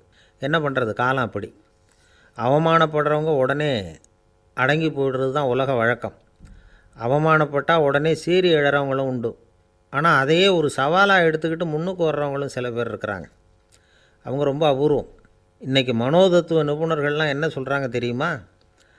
அவமானப்பட்டுட்டா உடனே அடங்கி போயிடக்கூடாதான். அதையே ஒரு சவாலாக எடுத்துக்கிட்டு மனசில் ஒரு வைராக்கியத்தோடு முயற்சி பண்ணினா வாழ்க்கையில் எல்லாரும் முன்னேறலாமா. அவமானங்கிறத நாம் வைராக்கியமாக மாற்றிக்கணும். அதுதான் வெற்றிக்கு வழி. ராமர் இந்த பூமியில் பிறந்ததே ஒரு வைராக்கியத்தினால தான் சார் அப்படின்னார் ஒருத்தர். எப்படிங்க அது அப்படின்னு கேட்டேன். அவர் சொன்னார், தசரதருக்கு ராமர் குழந்தையாக பிறக்கணும், அப்போ தான் இங்கே இருக்கிற கஷ்டங்கள்லாம் நீங்கும் அப்படின்னு சர்வ லோகமும் எதிர்பார்த்துக்கிட்டு இருக்குது. ஆனால் அவர் எப்போ பிறப்பார் அப்படின்னு யாருக்கும் தெரியல. அந்த காரியம் சீக்கிரம் நடக்கணுமே, அதுக்கு என்ன பண்ணுறது? நாரதர் வந்தார் ஒரு நாள் தசரதரை தேடி. தசரதா, உனக்கு ஒரு செய்தி தெரியுமான்னு ஆரம்பித்தார். அவர் எப்பவும் இப்படித்தானே ஆரம்பிக்கிறது வழக்கம். என்ன விஷயம்னு கேட்டார் தசரதர். தசரதா, நீ அடிக்கடி உன்னோட தேரில் ஏறிக்கிட்டு தேவலோகத்துக்கு போகிற, அங்கே போகிற வர்ற எல்லாம் பண்ணிகிட்ருக்க, எல்லாம் சரி. தேவலோகத்துலேயும் உன்னை நல்லபடியாக தான் வரவேற்கிறாங்க. தேவேந்திரன் உன்னை பிரியமாக அழைச்சிட்டு போய் தன்னுடைய அரியாசனத்திலேயே தனக்கு பக்கத்திலேயே உட்கார வைக்கிறான். நீயும் சந்தோஷமாக உட்காந்து பேசிவிட்டு வந்துடுற. ஆனால் நீ இங்கே வந்ததுக்கு அப்புறம் அங்கே என்ன நடக்குது தெரியுமா உனக்கு அப்படின்னாரான் நாரதர். என்ன நடக்குது எனக்கு ஒன்றும் தெரியலையே அப்படின்னாரான் தசரதர். நாரதர்கிட்ட கிட்டத்தில் கேட்டிருக்கார், கொஞ்சம் சொல்லுங்கள் என்னது அப்படின்னு. அவர் நெருங்கி வந்தாராம் நாரதரும். மெதுவாக அவர் காதோட காதாக சொன்னாராம். அதாவது நம்ம பாஷையில் சொல்லப்போனால் பற்ற வைக்கிறார். நீ அங்கே தேவேந்திரங்கிட்ட உட்காந்து பேசிவிட்டு வந்த பிறகு நீ அங்கே உட்காந்துருந்த அரியாசனத்தை தண்ணி ஊற்றி கழுவி சுத்தப்படுத்துகிறாங்க. நீ என்ன அந்த அளவுக்கு சுத்தம் இல்லாத ஆளா? தினம் குளிக்காமையாக இருக்கிற அப்படின்னாராம். தசரதருக்கு இது ரொம்ப அவமானமாக போயிட்டுது. அப்படியே செய்கிறாங்க அப்படின்னாராம். ஆமாம், நீ வேணும்னா நான் சொல்கிறது உண்மையாக இல்லையா அப்படின்னு சோதனை பண்ணி பார்த்துக்கோ அப்படின்னாரான் நாரதர். உடனே தசரதர் இதுக்காகவே புறப்பட்டு தேவலோகம் போனார். அங்கே வழக்கம் போலவே இவரை கூப்பிட்டு உட்கார வச்சு பேசிக்கிட்டு இருந்தான் தேவேந்திரன். கொஞ்ச நேரம் பேசிக்கிட்டு இருந்துட்டு சரி நான் கிளம்புறேன்னு புறப்பட்டார். சரி அவனும் வாசல் வரைக்கும் வந்து வழி அனுப்பி வச்சுட்டு உள்ளே போயிட்டான். தசரதர் வெளியில் கொஞ்சம் நேரம் மறைஞ்சி இருந்துட்டு மெதுவாக உள்ளே எட்டி பார்த்தார் என்ன நடக்குதுன்னு. நாரதர் சொன்னது உண்மைதான். தசரதர் உட்காந்துருந்த ஆசனத்தை அங்கே 2 தேவர்கள் கழுவி சுத்தப்படுத்திக்கிட்டு இருக்கிறாங்க. தசரதரால் இதை தாங்கிக்க முடியல. அவருக்கு ரொம்ப அவமானமாக போச்சு. நேராக கிடுகிடுன்னு தேவேந்திரங்கிட்டே போனார். நான் உட்காந்துருந்த இருக்கையே சுத்தம் பண்ணுறியே, நான் என்ன அந்த அளவுக்கு பாவியா அப்படின்னு கேட்டார். ரொம்ப கோபமாக கேட்டார். தசரதரே, மனுஷனுக்கு 3 கடன்கள் உண்டு. தேவ கடன், ரிஷி கடன், பித்ரு கடன். இதை தீர்க்காதவன் பாவியாகிறான். இதில் மகனை பெறுவதால் தான் பித்ரு கடன் தீரும். உனக்கு மகன் கிடையாது, அதனால் நீ பாவியாகிற. பாவி உட்காந்துருந்த இடம்ங்கிறதுனால அதை சுத்தம் செய்ய வேண்டியது எங்கள் கடமை அப்படின்னு நானாம் தேவேந்திரன். இந்த இடத்துல தசரதருக்கு ஏற்பட்ட அவமானம் ஒரு வைராக்கியமாக மாறிச்சு. தேவேந்திரனே கேட்டுக்கோ, ஒரு மகனை பெற்ற பிறகு தான் இந்த சபையில் மறுபடியும் அடி எடுத்து வைப்பேன் அப்படின்னு சொல்லிவிட்டு போயிட்டாராம். போய் புத்திர காமேஷ்டி யாகம் பண்ணார். புத்திரர்கள் பிறந்தார்கள். இந்த கதையில் உள்ள கருத்து என்னென்னா, தேவேந்திரன் தசரதரை அப்படி அவமானப்படுத்தலைன்னா அவருக்கு இப்படி ஒரு வைராக்கியம் பிறந்திருக்குமா யோசித்து பார்க்கணும். நமக்கு ஏற்படுகிற சில அவமானங்களையும் வைராக்கியமாக மாற்றிக்குவோம். அப்படி மாற்றிக்கிட்டோம்னா வாழ்க்கையில் வந்து முன்னேறலாம். நம்ம ஆளுங்க சில பேர் அவமானத்தை வந்து வைராக்கியமாக மாற்றிக்கிறது எப்படி தெரியுமா? நம்மக்கிட்ட ஒரு பையன் சொன்னான், எங்கள் அப்பா என்னை எல்லாருக்கும் முன்னாடி வச்சு திட்டிவிட்டார், பொறுப்பு இல்லாமல் ஊர் சுற்றுறேன்னு சொல்லி அவமானப்படுத்தி விட்டார். இனிமேல் நீ என் முகத்திலேயே முழிக்காதரா போடான்னு வேறு சொல்லிவிட்டார். எனக்கு ரோஷம் வந்துட்டுது. அந்த அவமானத்தை வைராக்கியமாக மாற்றிக்கிட்டேன். அன்னையிலேருந்து அவர் முகத்திலேயே முழிக்கிறது இல்லை அப்படின்னா. அப்படியான்னு கேட்டோம். ஆமாங்க, அவர் வீட்டில் இல்லாத நேரமாக பார்த்து உள்ளே சமையல் கட்டுக்கு போய் சாப்பிட்டுட்டு நைஸாக வெளியில் வந்துடுவேன் அப்படிங்கிறான் அவன். இமயமலை அடிவாரத்தில் ஒரு மடம். அங்கே ஒரு சன்னியாசி இருந்தார். அவர்கிட்ட ஒருத்தர் வந்தார். சுவாமி, ஆசையை உதற நினைக்கிறேன், முடியல, ஒட்டிக்கிட்டே வருது அப்படின்னாராம். இப்படி உட்கார ஒரு கதை சொல்கிறேன் அப்படின்னு சொல்லி அவர் சொல்ல ஆரம்பித்தாராம். அவர் சொன்ன கதை என்னென்னா, ஒரு ஊரில் ஒரு ஆள் இருந்தான். அவன் பேர் குப்புசாமி. அவன்கிட்ட எப்பவும் ஒரு பழைய தொப்பி இருக்கும், விடவே மாட்டான்.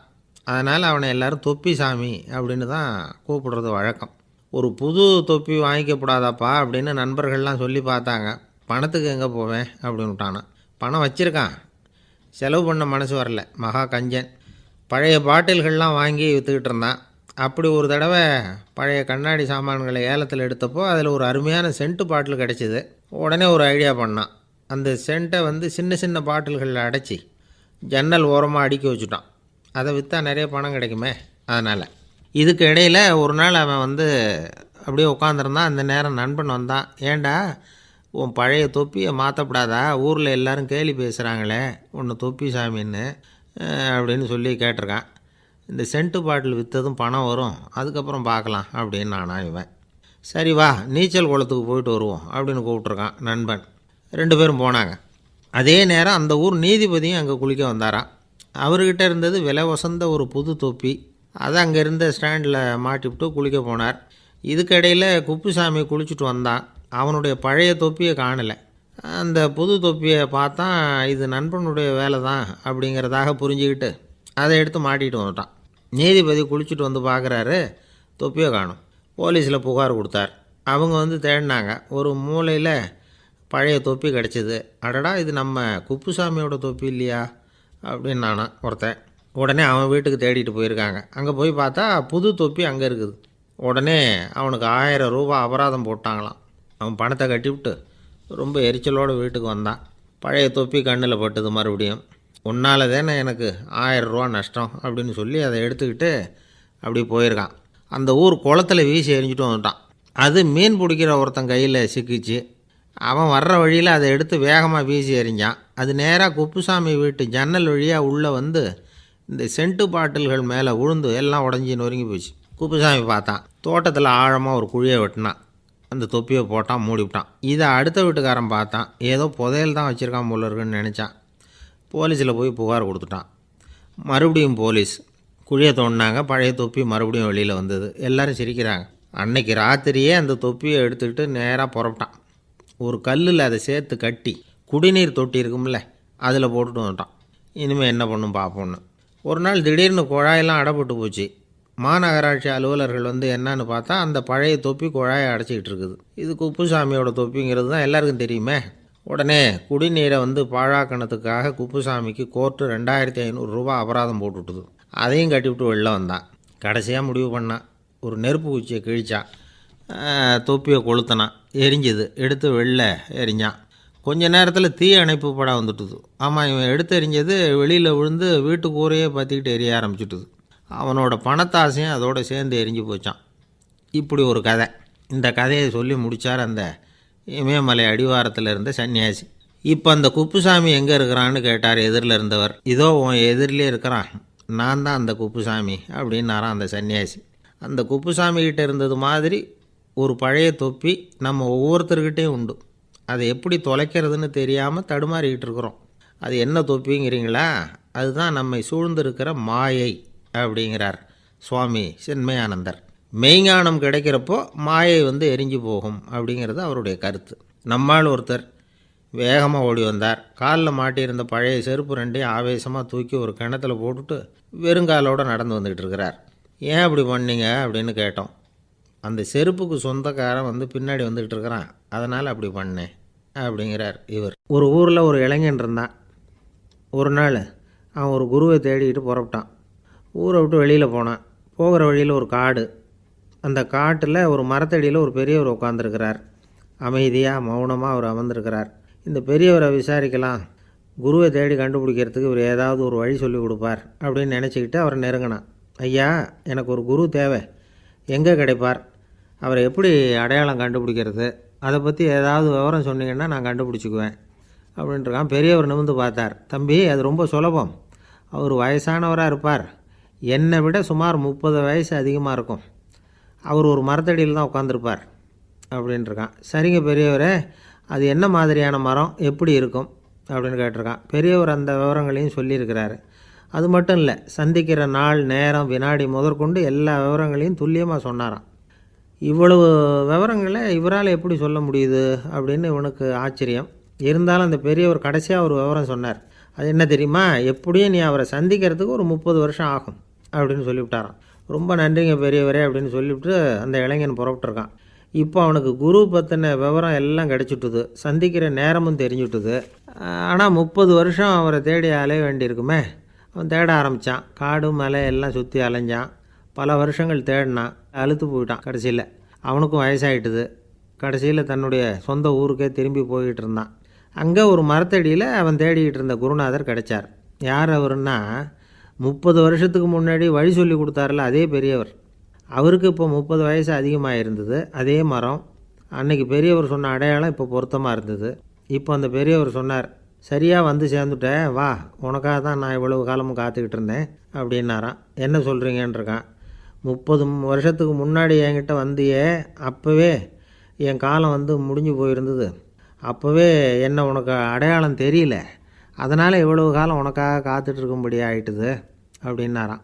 ஐயா, அப்போவே நீங்கள் சொல்லியிருக்கலாமே, இதுதான் 30 வருஷம் கழித்து நீ சந்திக்க போகிற இடம், நான் தான் உன்னுடைய குரு அப்படின்னு சொல்லியிருக்கலாமே அப்படின்ட்டுருக்கான். அந்த பெரியவர் சிரிச்சுக்கிட்டே இதுக்கு பதில் சொன்னாராம். நான் எவ்வளவோ விவரமாக தான் சொன்னேன், நீ சரியாக புரிஞ்சிக்கல. காரணம், அப்போது நீ போதுமான அளவுக்கு பக்குவம் பெற்றிருக்கவில்லை, அதனால் புரியும் சக்தி இல்லாமல் போயிட்டுதப்போ 30 ஆண்டு காலம் நீ அலைஞ்சி தெரிஞ்சிருக்கிற.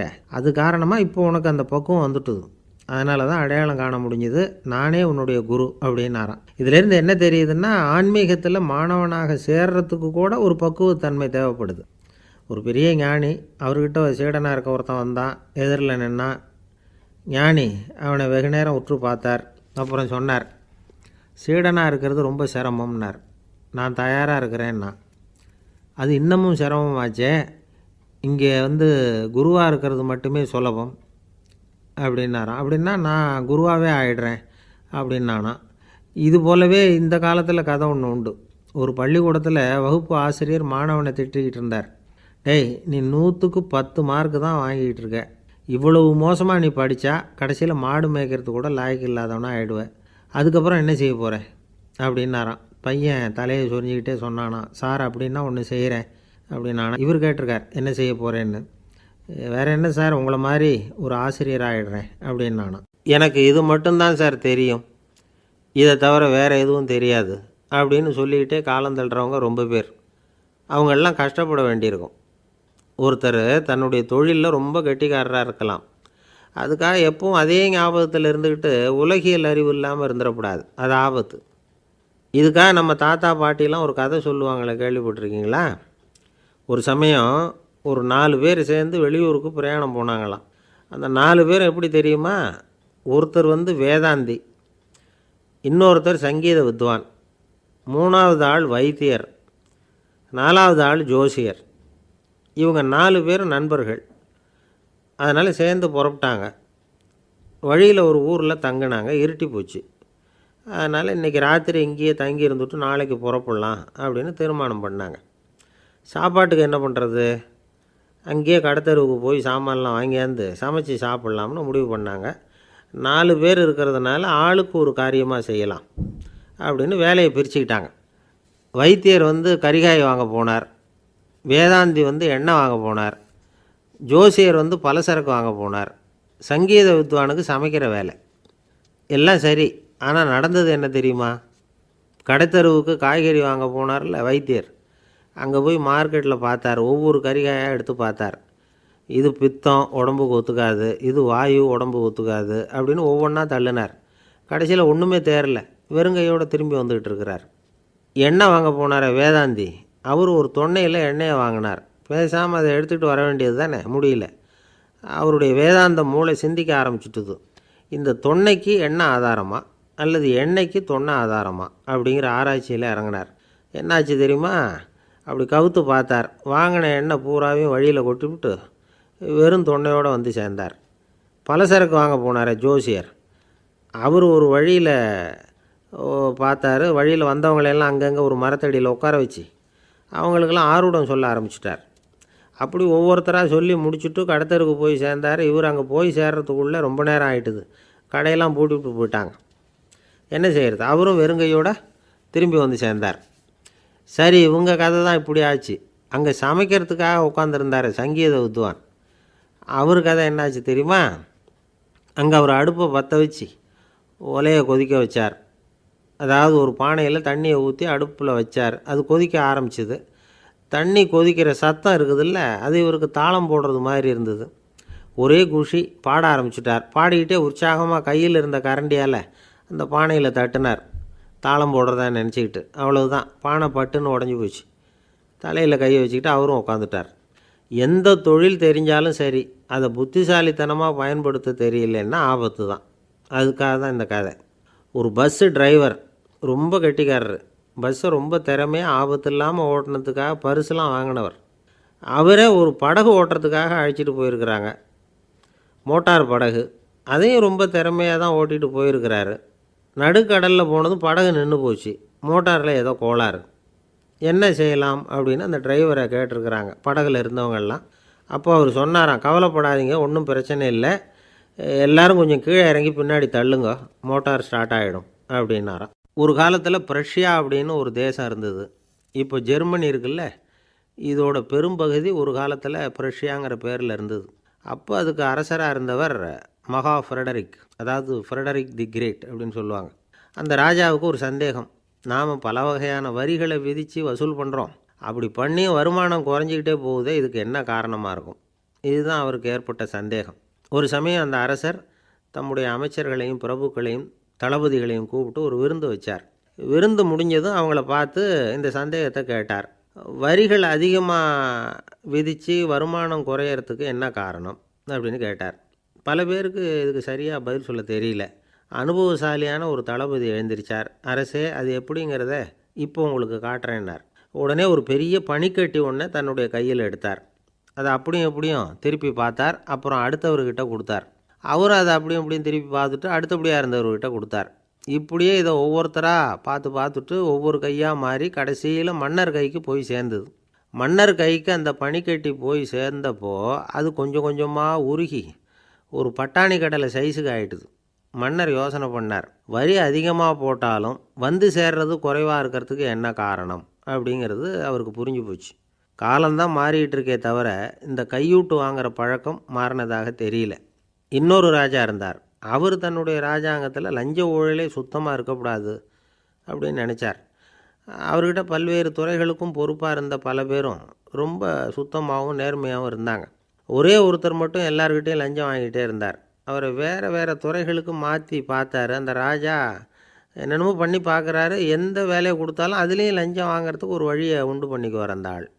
ராஜாவுக்கு இது ஒரு பெரிய தலைவலியாக போட்டுது. இவர் என்ன பண்ணுறது, இவருக்கு என்ன வேலையை கொடுக்கறது, கொஞ்சம் கூட லஞ்சம் வாங்கிறதுக்கு சான்ஸே இல்லாத ஒரு வேலையை கொடுக்கணும் அப்படின்னு திட்டம் போட்டார். ஒரு நாள் அவருக்கு அந்த உத்தரவும் போட்டுட்டார். அதாவது அவருக்கு என்ன வேலைன்னா, கடற்கரையில் தான் அவருக்கு ஆஃபீஸ். அங்கேயே இருந்துக்க வேண்டியது. தினமும் எத்தனை கடல் அலை கரையில் வந்து மோதுது அப்படிங்கிறத கணக்கெடுத்து ராஜாவுக்கு தெரிவிக்க வேண்டியது. இதுதான் அவருக்கு வேலை. பேசாமல் அலையை எண்ணிட்டு உட்காந்துருக்கிட்டோம், அப்போவாவது அவர் லஞ்சம் வாங்குகிற சந்தர்ப்பம் இல்லாமல் போயிடும் அவருக்கு அப்படின்னு நினச்சார் ராஜா. இந்த ஆள் கடற்கரைக்கு போய் டியூட்டியில் ஜாயின் பண்ணிக்கிட்டார். ஒரே மாதத்தில் அங்கே சொந்தமாக ஒரு பிரம்மாண்டமான மாளிகை கட்டிவிட்டார். ராஜாவுக்கு இது பெரிய ஆச்சரியமாக போச்சு. அலையை என்ற வேலையில் அந்த ஆள் எப்படி பணம் சம்பாதிச்சார் அப்படின்னு விசாரித்து பார்த்தார் அக்கம் பக்கத்தில். அந்த ஆள் என்ன பண்ணியிருக்கிறாருன்னா, கடற்கரையில் போய் பொறுப்பை ஏற்றுக்கிட்ட உடனே அங்கே இருந்த மீனவர்கள்கிட்ட எல்லாம் இந்த கரையில் வந்து ஒரு நாளில் வந்து மோதுகிற அலைகள் எத்தனை அப்படின்னு கேட்டிருக்காரு. அது எப்படிங்க தெரியும்னு இருக்காங்க அவங்க. தினமும் அந்த எண்ணிக்கை தெரியணும். நம்ம ராஜாவுக்கு தினமும் அறிக்கை அனுப்பணும், டெய்லி ரிப்போர்ட்டு. தவறுனா நீங்கள் இந்த கடலில் போய் மீன் பிடிக்கிறதுக்கு ராஜாவோட அனுமதி கிடைக்காது அப்படின்ட்டுருக்காரு. உடனே மீனவர்களும் பயந்து போயிட்டாங்க. கடலுக்கு போகிறதுக்கு அனுமதி இல்லைன்னா பட்டினி கிடக்கிறது மாதிரி ஆகிடுமே. மெதுவாக அந்த ஆளுகிட்ட போனாங்க, காதோட காதாக சொன்னாங்க, ஐயா, எங்களால் வந்து கடல் அலையை வந்து எண்ண முடியாது. தினமும் எங்களால் முடிஞ்சதை உங்களுக்கு பணமாக கொடுத்துட்றோம். நீங்கள் தான் ராஜா கிட்ட சிபாரிசு பண்ணி நாங்கள் தொடர்ந்து மீன் பிடிக்கிறதுக்கு அனுமதி வாங்கி கொடுக்கணும் அப்படின்னு வேண்டிக்கிட்டாங்க. பணம் தினமும் வந்து சேர ஆரம்பிச்சுட்டுது. பதவியில் மற்ற பதவியோட இந்த பதவி எவ்வளவோ மேல் அப்படின்னு நினச்சிட்டான் அந்த ஆள். அது மட்டும் இல்லை, தயவு பண்ணி என்னை இந்த இடத்த விட்டு மாற்றி விடாதீங்க சார் அப்படின்னு வேற கேட்க ஆரம்பிச்சிட்டானா. காசியில் இருக்கிற கடவுள் காசி விஸ்வநாதர், அங்கே இருக்கிற தேவி காசி விசாலாட்சி. இவங்க ரெண்டு பேரும் ஒரு நாள் பேசிக்கிட்டு இருந்தப்போ கடவுள் சொன்னார், இந்த மனிதர்களை நாம் ரொம்பவும் நம்பிக்கையோடு தான் படைச்சிருக்கிறோம். இருந்தாலும் அவங்களுக்கு தான் நம்பிக்கை இல்லை, எதுலேயும் ஒரு உண்மையான நம்பிக்கை இல்லாமல் வாழ்ந்துக்கிட்டு இருக்கிறாங்க அப்படின்னார். என்ன அப்படி சொல்கிறீங்க?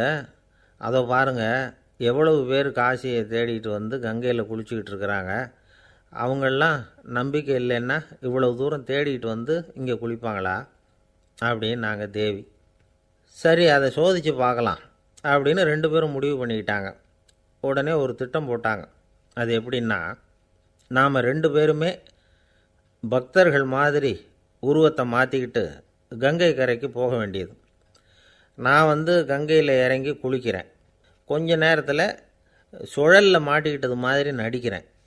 நீ உடனே கரையிலிருந்து சத்தம் போடும், என்னோடய வீட்டுக்காரரை யாராவது காப்பாற்றுங்களேன்னு சத்தம் போடும். அதோடு இன்னொன்று சொல்லு, யாராவது ஒரு புண்ணிய ஆத்மா அவர்கிட்ட போய் அவருடைய முடியை பிடிச்சி இழுக்கணும். அப்படி ஒரு சாபம் இருக்குது எங்களுக்கு. புண்ணிய ஆத்மா, அதாவது எந்த பாவமும் செய்யாத இல்லாத ஒருத்தர் தான் அவரை காப்பாற்ற முடியும். அப்படிப்பட்டவங்க யாராவது வெள்ளத்தில் குதித்து என்னுடைய கணவரை காப்பாற்றுங்கோ அப்படின்னு நீ சத்தம் போடு, கூச்சல் போடு, என்ன நடக்குதுன்னு பார்க்கலாம் அப்படின்னார் கடவுள். சரின்னு சொல்லி ரெண்டு பேருமா சாதாரண பக்தர்கள் மாதிரி கங்கை கரைக்கு வந்து சேர்ந்தாங்க. அவர் இறங்கி குளித்தார். திட்டம் போட்டது மாதிரியே சுழலில் மாட்டிக்கிட்டது மாதிரி கத்துனார். கரையில் இருந்த அந்த அம்மா, ஐயோ என் கணவரை காப்பாற்றுங்களேன், யாராவது காப்பாற்றுங்களேன்னு கத்துனாங்க. பல பேர் ஓடி வந்தாங்க. உடனே இவங்க, பாவம் இல்லாத புண்ணிய ஆத்மா ஒருத்தரால் தான் என்னுடைய கணவர் காப்பாற்றப்படணுங்கிறது விதி, அப்படி ஒரு சாபம் இருக்குது, அதனால் புண்ணிய ஆத்மா யாராவது அவர்கிட்ட போய் அவர் முடியை பிடிச்சி தூக்குனா அவரை காப்பாற்றி விடலாம் அப்படின்னாங்க. இவங்க இப்படி சொன்னதும் எல்லோரும் திகைச்சு போய் நின்றுட்டாங்க. ஒவ்வொருத்தருக்கும் அவங்க செஞ்ச பாவம்லாம் ஒவ்வொன்றா ஞாபகத்துக்கு வர ஆரம்பிச்சுட்டுது. சரி, இதுக்கு நாம் லாயக்கு இல்லை அப்படின்னு சொல்லி ஒதுங்கி போக ஆரம்பிச்சிட்டாங்க எல்லாம். இந்த சமயத்தில் யாரோ ஒருத்தர் வேகமாக ஓடி வந்தார். ஆற்றுல குதித்தார். அவர்கிட்ட போனார், முடியை பிடிச்சார், தூக்குனார், அவரை காப்பாற்றி கரைக்கு கொண்டுட்டு வந்துட்டார். அப்படி காப்பாற்றின அந்த ஆளை இவங்க ரெண்டு பேரும் தனியாக கூப்பிட்டுக்கிட்டு ஒரு மண்டபத்துக்கு வந்துட்டாங்க. வந்து விசாரிக்கிறாங்க. நீ யாரப்பா அப்படின்னு கேட்குறாங்க. ஏதும் தெரியாத மாதிரி. நான் இந்த ஊர் அன்ன சத்திரத்தில் வேலை செய்கிற ஒரு சமையல்காரன் அப்படிங்கிறார். நீ கங்கையில் குளிக்கிறது உண்டான்னு கேட்டிருக்காங்க. நான் இந்த ஊர்லேயே தான் இருக்கிறேன், இருந்தாலும் தினமும் கங்கையில் குளிக்கிறதில்ல, எப்போவாவது ஒரு நாள் அங்கே குளிப்பேன் அப்படின்னார். கங்கையில் மூழ்கி எழுந்திரிச்சா பாவம்லாம் தொலையும்னு சொல்கிறாங்க. அப்படி இருக்கிறப்போ அங்கே இன்றைக்கி கங்கையில் குளிச்சுக்கிட்டு இருக்கிறவங்கெல்லாம் தங்களை புண்ணிய ஆத்மாவா நினைக்கல. கங்கையில் குளிக்காத நீ உன்னை புண்ணிய ஆத்மாவா நினச்சி என்னை காப்பாற்ற வந்திருக்கிற, அது எப்படி அப்படின்னு கேட்டார். அதுக்கு அந்த ஆள் சொல்கிறான், கங்கையில் குதித்ததுக்கு அப்புறம் தானே உங்களை காப்பாற்ற போகிறோம். அப்படி குதிக்கும் பொழுது என்னுடைய பாவம்லாம் போயிருக்கும்ல, நான் புண்ணிய ஆத்மாவாக ஆயிருப்பேனே, அதனால தான் துணிஞ்சு உங்களை காப்பாற்றினேன் அப்படின்னா. கடவுளும் தேவியும் அவனுக்கு காட்சி கொடுத்தாங்களாம். இப்படி ஒரு கதை உண்டு. அதாவது கங்கையில் குளிச்சுக்கிட்டு இருக்கிறவங்களுக்கே தங்களுடைய பாவம் போகுங்கிற நம்பிக்கை பரிபூர்ணமாக இல்லை, குளிக்காத ஒருத்தனுக்கு அந்த நம்பிக்கை இருந்தது. அதனால் அவனால் கடவுளை பார்க்க முடிஞ்சது. கடவுளை நாமளும் பார்க்க முடியுமா முடியாதா அப்படிங்கிற குழப்பம்லாம் நமக்கு வேண்டியதில்லை. நம்பிக்கையோடு வாழணுங்கிற உண்மையை மட்டும் இந்த கதையிலேருந்து புரிஞ்சுக்கிட்டால் போதும். ஏன்னா இந்த கதையை கேட்டுட்டு ஒரு நண்பன் குதர்க்கமாக ஒரு கேள்வி கேட்டான். ஏன் சார், கங்கையில் குளித்தா பாவம் போயிடும்னு சொல்கிறீங்களே, நான் எனக்கு வேண்டாத ஒருத்தனை அழைச்சிட்டு போய் கங்கையிலேயே தள்ளி விட்டுட்டு அதுக்கப்புறம் அங்கேயே முழுக்க போட்டுட்டு நான் செஞ்ச